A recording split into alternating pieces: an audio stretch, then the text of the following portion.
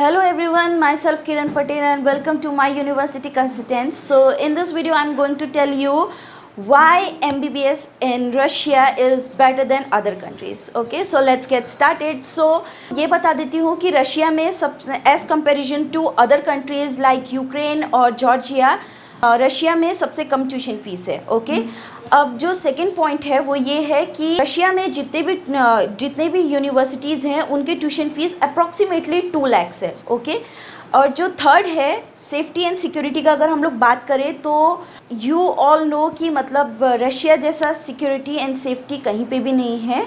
Okay, and Russia में Indian students approximately 12,000 से ज़्यादा स्टूडेंट्स वहाँ पढ़ते हैं, अभी भी हैं स्टिल. ओके, अब हम लोगों का जो नेक्स्ट टॉपिक है current affairs. Okay, current affairs अगर हम लोग लेंगे तो एवरीवन नोज़ अबाउट यूक्रेन में अभी क्या चल रहा है, क्या सिनेरियो है और उस वहाँ पे किस तरीके का वॉर चल रहा है. तो 2022 में तो एडमिशन का कोई भी चांसेस नहीं है ना. रशिया अभी एनएमसी का जो न्यू गैजेट आया है 2022 में जो लागू हुआ है उसी प्रोग्राम को फॉलो कर रही है. ओके, अभी हम लोग बात करते हैं चाइना का. तो अभी जितना हो सके हम लोगों को चाइना का अवॉइड करना चाहिए. एंड जिन भी स्टूडेंट्स लोगों का चाइना में ऑलरेडी एडमिशन हो चुका है उन लोगों की भी क्लासेस नहीं लग रही है, क्योंकि अभी इंटरनेशनल वीज़ा किसी को भी नहीं मिल रहा है. इंटरनेशनल स्टूडेंट्स को वीज़ा नहीं मिला जा रहा है चाइना की तरफ से.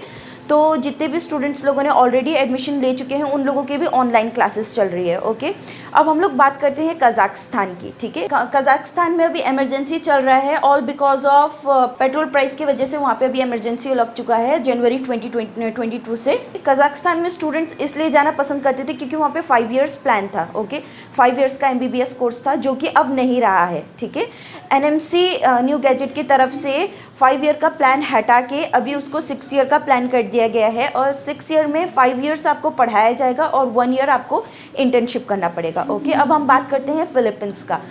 फिलीपींस में आपको डायरेक्ट एडमिशन नहीं मिलता है. ठीक है, आपको वहाँ पे 1.5 ईयर आपको BS डिग्री करना पड़ता है.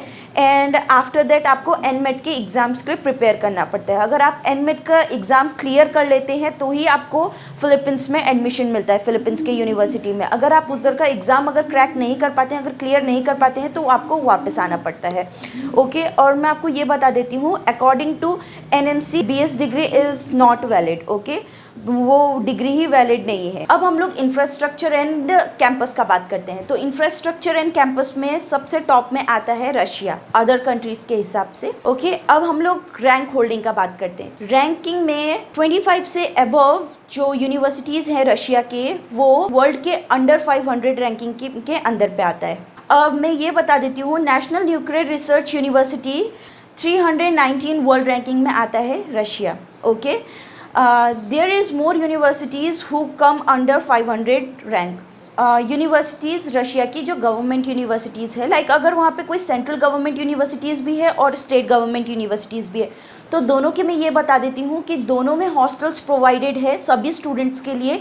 इवन इंडियन स्टूडेंट्स के लिए इंडियन मेस भी प्रोवाइडेड है. ठीक है, तो रशिया में जो हॉस्टल्स आप लोगों को प्रोवाइड किए जाते हैं वो सब गवर्नमेंट हॉस्टल्स है. ठीक है, और अगर आप अदर कंट्रीज़ का बात करते हैं तो अदर कंट्रीज़ में ये है कि मतलब आपको कुछ यूनिवर्सिटीज़ में, अदर कंट्रीज़ में अगर आपको कुछ यूनिवर्सिटीज़ में आपको चलो हॉस्टल मिल भी गया, हॉस्टल अगर आपको मिल भी गया लेकिन कुछ में मिलेगा, सब में नहीं मिलेगा. अगर सब में नहीं मिलेगा और कुछ में ऐसा भी, कुछ कंट्रीज़ में ऐसा भी सिस्टम है कि वहाँ पे आपको अपॉइंटमेंट लेना पड़ता है फॉर रूम. और आज के लिए इतना ही, और लास्ट में बस इतना ही बोलूँगी कि अभी के लिए बेस्ट जो है रशिया ही है.